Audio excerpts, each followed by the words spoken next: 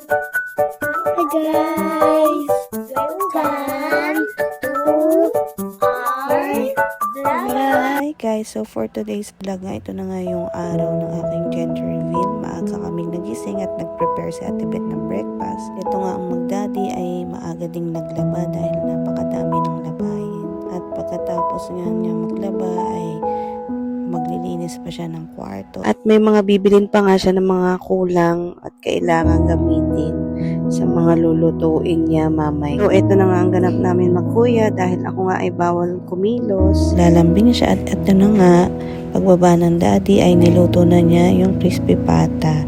Bago nga pala siya maglaba ay sinalang muna niya yan sa may air fryer at pagkatapos ay pinirito na niya. Sa sobrang busy ko nga ay hindi ko na videohan itong pag-prepare ng mga decoration at ako nga ay nakapagluto pa dyan ng mahal. Itong mga food na to ay in-order ko nga kay Mami Rose Vlog at for only 3,500 ay may siyam na bilao ka na nga. Sarap nga ng mga food nila at nag-addition na lang ako ng beef caldereta. So ito na nga guys, umpisa na nga ang kaganapan ng aming gender reveal.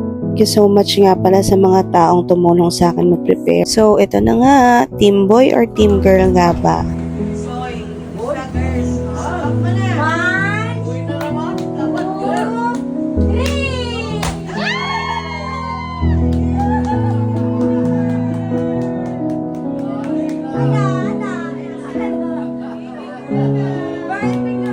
At sobrang saya nga ng Kuya Daniel dahil natupad ang kanyang pangarap na baby girl. Ang Kuya Gab nga ay gusto ay baby boy. So ito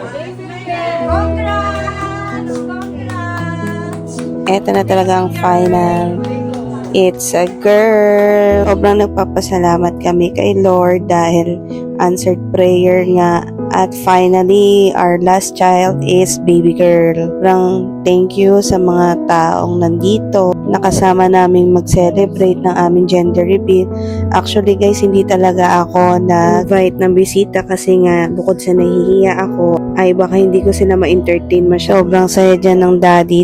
Dahil nung nakakaraan nga ay inaasar pa niya ako na gusto niya ng junior. Pero deep inside ay gusto talaga niya na ay baby girl. So, sobrang thankful ako sa mga magulang ko na nandyan at syempre sa asawa ko na laging nandyan para tulungan ako. At special thank you kay Miss Kat sa super duper napakasarap na cake. Every may occasion kami ay sa kanya talaga ako mo-order. Nga guys, ang aming munting handa at katapos nga niyan ay balik kwarto na ako dahil ako ay bed rest pa rin dyan sa mga oras na yan. Sobrang nagpapasalamat talaga ako kay Lord dahil hindi namin inaasahan tong blessings niya sa buhay namin. Dahil last year ay namatay ang mother ng aking asawa at sobrang naging mabigat yung pagsubok sa amin at ngayon nga ay mainigay siya sa aming bagong miyembro ng aming pamilya kaya nagpapasalamat kami dahil hindi niya kami pinababayad at binibigo at aming panalangin nga lang ay magkaroon si baby ng maayos na kalusugan at thank you so much din sa mga bumati at mga nagbigay ng regalo. Thank you!